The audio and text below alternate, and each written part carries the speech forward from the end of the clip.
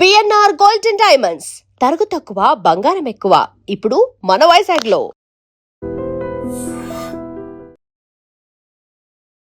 I dream చూస్తున్న ప్రేక్షకులందరికీ నమస్కారం.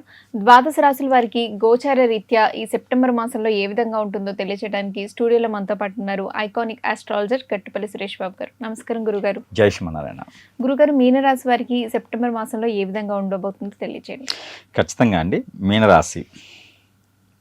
మీనరాశి వారికి అంటే శని భగవానుడు మొన్న ఇటీవల జూలై 27వ తారీఖున వక్రంలోకి వచ్చున్నాడు. వక్రం రావటం అంటే రాశి మారలేదు, కేవలం నక్షత్రంలో ఒక పాదం వెనకంజకి వచ్చున్నాడు. దానికి రాసులు మారి పరిగెత్తేసి ఇంకో దగ్గర కూర్చునే దానికైతే ఉండరు, కానీ వక్ర దృష్టితో ఉన్నాడు. ఇది డిసెంబర్ 11వ తారీఖు 2020 సంవత్సరం వరకు కూడా మీనరాశి సంచరించినప్పటికీ కూడా ఏలినాటి శని ఉన్నప్పటికీ కూడా వక్ర దృష్టితోనే ఉంటాడు.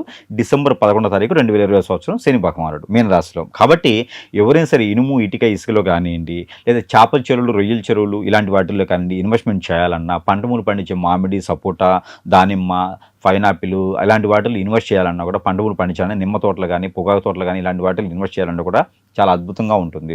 అలాంటి వాటిని ఇన్వెస్ట్ చేస్తే కూడా వీళ్ళకి కలిసి వస్తుందని కూడా చెప్పవచ్చు ఖచ్చితంగా. అలానే విదేశాన్ని ఎవరైనా వెళ్ళాలనుకుంటే కనుక మీనరాశి వారు ప్రయత్నం చేస్తే ఈ యొక్క సెప్టెంబర్ 22వ తారీఖు తర్వాత వెళ్ళేటువంటి యోచన కనపడతా ఉంది. కాబట్టి ఇలాంటి ప్రయత్నాలు చేసుకోవాలి. ఆరోగ్యం ఎవరికైనా బాగాలేదు, కుదిరిగా లేదు, మనసు బాగాలేదు, మైండ్ బాగాలేదు అనుకుంటే కనుక ఎక్కడైనా తీర్థయాత్రకు వెళ్ళేసి ఒక 3 రోజులు ఎక్కడైనా అమ్మవారి కానీ స్వామివారి దగ్గర నిద్ర చేస్తే కనుక కొంచెం కుదురుపడే యోచన అనేది కనిపిస్తూ ఉంది. ఇక ఆరోగ్య సమస్యలు అయితే కొంచెం మేర ఇబ్బందిగానే ఉన్నాయి. స్టమక్ రిలేటెడ్గా, బ్రెయిన్ రిలేటెడ్గా అయితే కొన్ని సమస్యలు కనిపిస్తూ ఉన్నాయి. అలానే వీరికి ఆందోళన, చికాకు కూడా కొంత ఎక్కువగానే కనిపిస్తుంది. కాబట్టి తీర్థయాత్ర చేస్తే వీరికి మంచి జరుగుతుంది. ఇష్టదైవం, కులదైవం దగ్గరికి ఎక్కడికైనా వెళ్ళే అవకాశం ఉంటే వెళ్ళాలి. ఇక పెళ్లి కాని వారికి అయితే ఈ సంవత్సరంలో పెళ్లి చేసుకోవడం మంచిది. పెళ్లి అయిన తర్వాత గొడవపడే కన్నా కూడా పెళ్లి చేసుకోవడం మంచిది కదా. పెళ్లి అయిన వారైతే ఖచ్చితంగా ఇక తప్పదు. వీళ్ళకి ఏంటంటే సెన్సిటివ్ తత్వం ఉంటుంది. ఈ సెన్సిటివ్ తత్వానికి కొంచెం గొడవలు ఎక్కువ అవుతూ ఉంటాయి. ఏంటంటే ఏదైనా మైండ్ బయటికి చెప్పరు, లోపలికి మునిగిపోతూ ఉంటారు.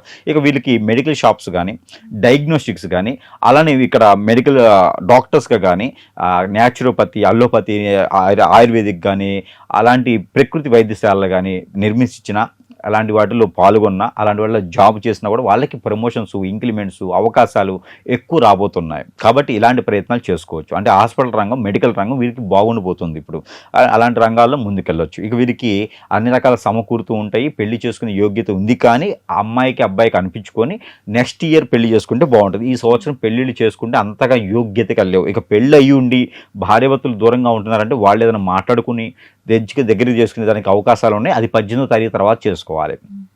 అంటే భాద్రపద మాసంలో 18వ తారీఖు తర్వాత, సెప్టెంబర్ మాసంలో 18వ తారీఖు తర్వాత భార్యాభర్తలు ఇరువురు కూడా మాట్లాడుకుంటే కనుక మళ్ళీ కోర్టు వరకు విషయాలు కూడా అన్ని దగ్గరికి వచ్చేటువంటి యోచన అయితే కనపడతా ఉంది.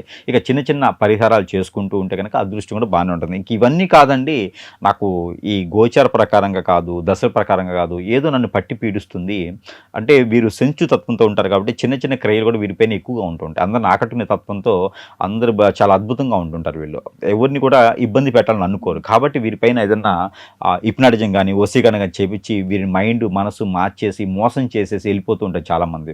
వాళ్ళందరూ కూడా వీరు బాధపడుతుంటారు తప్పితే వాళ్ళని ఏదో చేద్దామనే ఒక ఆలోచన ఉండదు. దాంతో కుమిలిపోతూ, కుంగిపోతూ, కుషించిపోతూ ఉంటుంటారు వీళ్ళే.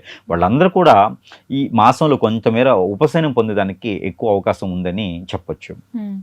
అయితే ఈ రాశి వారు మరిన్ని అనుకూలమైన ఫలితాల కోసం ఎటువంటి పరిహారాలు చేసుకోవాలి గురు? ఎలానూ వినాయక చవితి, సెప్టెంబర్ మాసంలో వినాయక చవితి వస్తుంది. ఈ వినాయక చవితి పర్వదినాలన 2, 4, 6 ఈ అంటే 9 రోజులు నవరాత్రులు చేస్తారు. ఈ నవరాత్రుల్లో 2వ రోజు కానీ, 4వ రోజు కానీ, 6వ రోజు కానీ, ఈ 3 రోజులు ఒక్కరోజు చేసినా చాలు.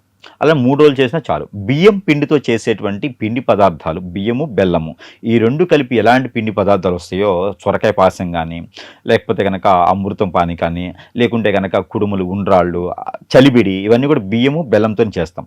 ఇలాంటి నైవేద్యం కనుక స్వామివారికి సమర్పించినట్టయితే కనుక వీరికి ఆరోగ్య సమస్యలే కాకుండా, ఆర్థిక సమస్యలే కాకుండా వీరిపైన నరదిష్టి, నరకోశ ఇవి కూడా కొంతమేర తగ్గేలా ఉన్నాయి. కాబట్టి ఇలాంటి చిన్న చిన్న పరిహారాలు చేసుకుని అదృష్టవంతులు ఖచ్చితంగా అవ్వచ్చు.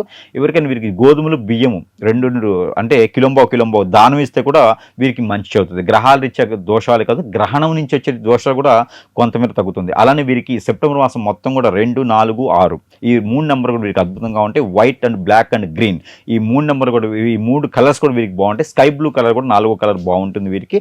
ఇక తూర్పు దిశ ప్రయాణం వీరికి అద్భుతంగా ఉంటుంది. కొత్తగా ఏదైనా ఇల్లు కానీ, స్థలం కానీ, ఫ్లాట్స్ కానీ కొనాలనుకుంటే కనుక డిసెంబర్ 12వ తారీఖు వరకు ఆగి కొంటే మంచిది. ఇప్పుడు కొన్నా కూడా వీరికి గొడవలు అయ్యేటువంటి యోచన సూచన కనిపిస్తూ ఉంది. డిసెంబర్ 12వ తారీఖు తర్వాత తీసుకోవచ్చు. కొంచెం జాగ్రత్తగా ఉండాలి. పర్సనల్ విషయాలు ఎవరికి షేర్ చేయకుండా జాగ్రత్తగా ఉంటే మీనరాశి వాళ్ళకి అద్భుతంగా ఉంటుంది సెప్టెంబర్ మాసం 2026 సంవత్సరం. ధన్యవాదాలు గురుగారు.